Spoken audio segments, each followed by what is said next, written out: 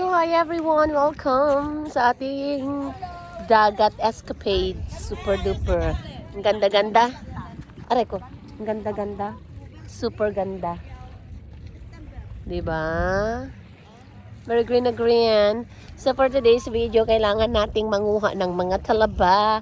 Last year, nandito na naman kami. So, i-enjoy natin ang moments of truth. The moments of happiness, the moment of every relaxation. Kailangan nating kunin ang energy galing sa dagat. Kailangan nating kunin ang lahat ng magagandang energy dito sa dagat. Kasi malayo ito.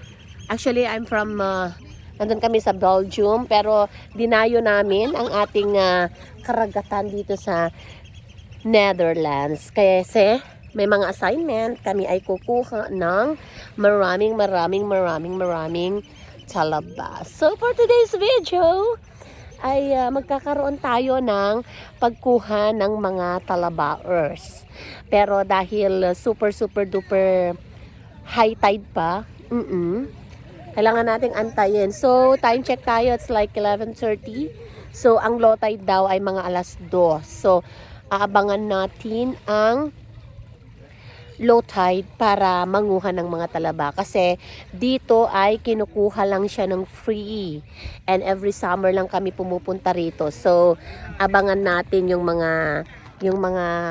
ano natin, abangan natin yung mga maraming mga talaba na kailangan nating uuwi kasi maraming purpose maraming paraan para magkaroon ng maraming talaba. So yun na, marami tayong gagawin ngayon kasi marami kami, mga 12 na sasakyan from iba't ibang part ng Europe. May mga taga Netherlands, may mga taga Belgium, some mga dati ng friends, and sa mga bagong kaibigan. So dapat na ganyan talaga kapag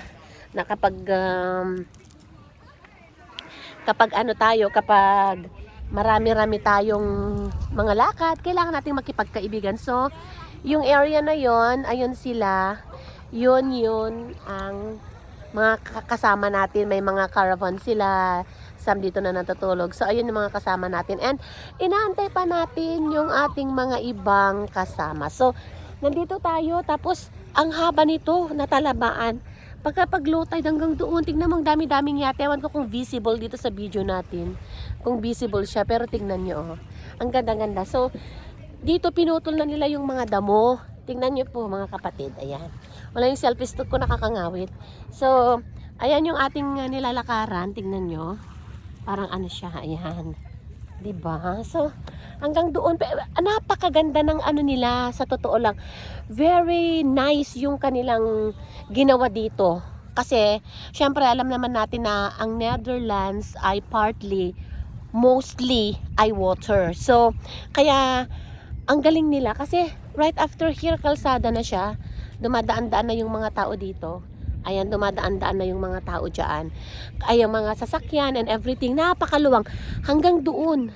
Kumbaga, nandito lang tayo sa isang parte. Tapos, kapag ito ay nag-low tide, hanggang doon. Kasi tignan mo yung mga ano nila, mga kabite, yung parang, anong tawag dito, yung nirot cropping nila, yung parang nilagyan nila ng mga bato para hindi kainin ng tubig yung mismong lupa. So, ang luwang, ang dami-dami, ang lawang-lawang. So, nandun tayo nang galing, mga kasamahan natin. And, as expected, while waiting, kasi, yearly na namin itong ginagawa, kaya, dito na kami lagi. So, kung may magbibigyan ng pagkakataon kasi full na yung aming schedules for 2026 summer vacation. Ay, ang bongga, diba? 2026 summer vacation. So, maganda ang weather. Sinasamantala namin yung weather. Maganda yung ating weather. So, kailangan nating samantalahin yung bawat kagandahan. Kasi more or less kami kasi dito mga kapatid ay complete ang aming season. May winter, summer, autumn, spring. So, yun. kompleto yung aming season dito. So, ang ginagawa namin every season, kailangan iba-iba yung aming ginagawa. Every season, kailangan namin ng, ang tawag dito, ng pupuntahan. So, ngayon nag-start ng summer season officially. 2021, June 21 officially summer na dito sa Belgium, and of course across dito sa Europe, Western Europe. So ayun, kaya sinasamantala natin. So, ang ating agenda for today's video ay, of course, number 1, bonding with the friends. So, lahat ng friends natin, galing tayo doon, nandun sila nag-park. Lahat ng ating gagawin ngayon ay bonding with the friends. Some, they are new, some old friends na. And of course, ang ating target talaga ay manguha ng ating mga talaba for maraming purpose, kasi yung ibang talaba naming nakukuha ay ginagawa nating fermented oyster sauce. O, diba? Yung parang bagoong, in short, bagoong na talaba. So, yung isa nating kaibigan, yung isa nating ka-YouTube na si Kaltisoy and Mama, marunong na siyang gumawa nun. So, yun ang ating target ngayon na gagawin. Ang ating oyster na bagoong. So, right after ng ating oyster na bagoong, syempre, ano pa ba, kundi fresh na kinakain natin, yung ating oyster. So, mamaya makikita natin, ipapakita ko sa inyo kasi parang ginawa ko na itong ginawa ko na itong trabaho. Hindi naman, joke lang. Ito yung ating mga talaba. Ito yung ating mga talaba. Very visible na sila. Sa akin dito, very visible na. Pero some ay hindi pa. Kasi medyo mataas pa. Kasi at 2 p.m. doon pa lang bababa yung ating sea level. Maglulotay na. And hindi lang ho talaba ang pwede nating makuha for today. Siyempre, makakakuha rin tayo ng ibang klase ng shells. Clams. So, diba? Marami dito. Mamaya, mas ipapakita ko ulit sa inyo. Although, sa mga previous videos ko, sa mga previous upload ko, na ipakita ko na sa inyo kung paano. Pero, syempre, every year, iba't ibang paraan, iba't ibang same, pero iba't iba naman yung ating anuhin.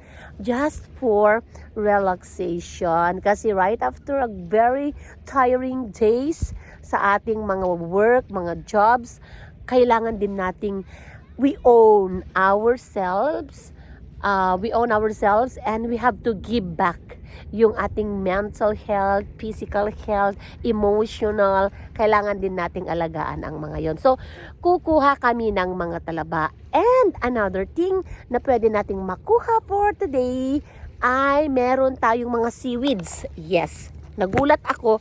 Meron isang seaweeds na pwede nating makuha dito. And nagtry na kami 3 consecutive years na namin itong ginagawa, and nakakita kami ng seaweeds, which is ipapakita ko rin sa inyo mamaya yung seaweeds na yon. At ang sarap-sarap maging salad. Yes, ang sarap-sarap niyang maging salad. So, kung suswertehan tayo, makakakuha tayo. Sana makakuha tayo kasi we nagcrave kami sa mga seafoods kasi mas marami sa mga market ay frozen or hindi kagaya ng mga cravings ng mga Pinoy. Siyempre, kapag Pinoy ka at laki ka sa mga ganitong pagkain, hindi mawawala sa iyong panlasa. And of course, syempre, pagkatapos nun, magkakaroon ng mga bandingan ng ating mga kaibigan. At syempre, ang pinaka the best kung bakit tayo nandito ay to have a break. Yes, from our regular routine. Mga regular routine natin, like from Monday to Friday, diretso ang trabaho. Monday to Friday, puro tayo trabaho. Pag Saturday, para sa ating sarili. Pag Sunday, it's time for our Lord. Ganun lang yun ang aming sistema dito. That's how we spend the whole week and the whole month. Yun. So, kailangan din nating mag-recharge, siyempre. Kasi ang dagat, alam mo yung smell, yung amoy ng dagat, nakakasarap sa pakiramdam. With matching music, yung amoy ng dagat, yung katahimikan ng dagat, yung wave ng dagat na binibisita, yung dalampasigan. Ay, dalampasigan nakakaloka, 'di ba? Yung dalampasigan, yung amoy, yung katahimikan. Parang nare-replace lahat ng mga negative energies into positive energies. So, kailangan natin na mag-recharge sa pamamagitan ng ating dagat. Yes, so lahat ng ito gagawin natin hanggang gabi kasi normally dito mga kapatid, kapag 10 p.m. na, napakaliwanag pa rin. So, we will see until what time tayo mag-i-stay dito. But one thing, marami tayong mararanasan dito.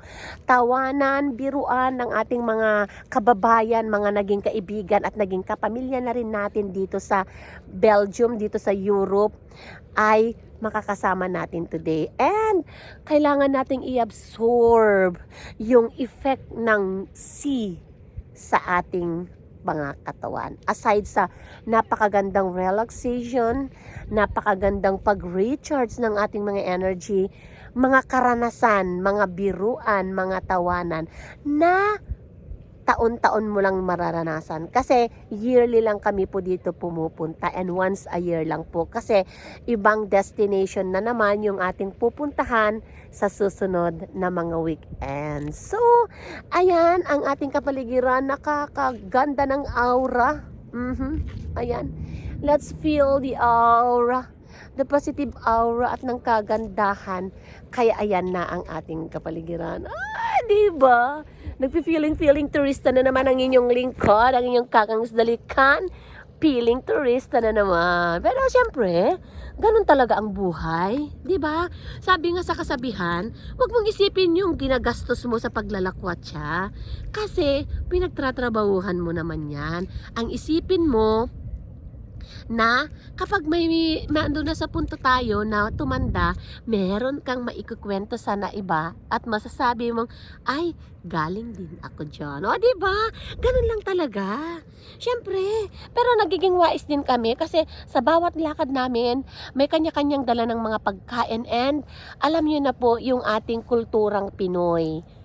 Dala ka ng sarili mong luto, dala ka ng sarili mong pagkain at i-share mo sa iba. That way, nagkakasave ka, nakakatipid ka at syempre natitikman mo yung iba't ibang luto ng ating mga kaibigan. So, syempre, abang-abang lang tayo sa mga susunod pang pangyayari. Low tide kung low tide, basta kami mag-enjoy kami. And I hope sa ating mga viewers, sa ating mga followers din, sa ating mga subscribers, I find ways to settle your mental health and find ways kung saan kayo mas nakaka-relax. Kasi ang relaxation ay parte na ng ating buhay. Ang ating pagkakaroon ng positive vibes and recharge sa ating mga araw-araw na gawain ay nakakapagpahaba ng ating buhay. So once again, mga kaibigan, this is Kakang Dalikan Food Cravings nagsasabing, kung may cravings ka, planuhin mo na. Bye!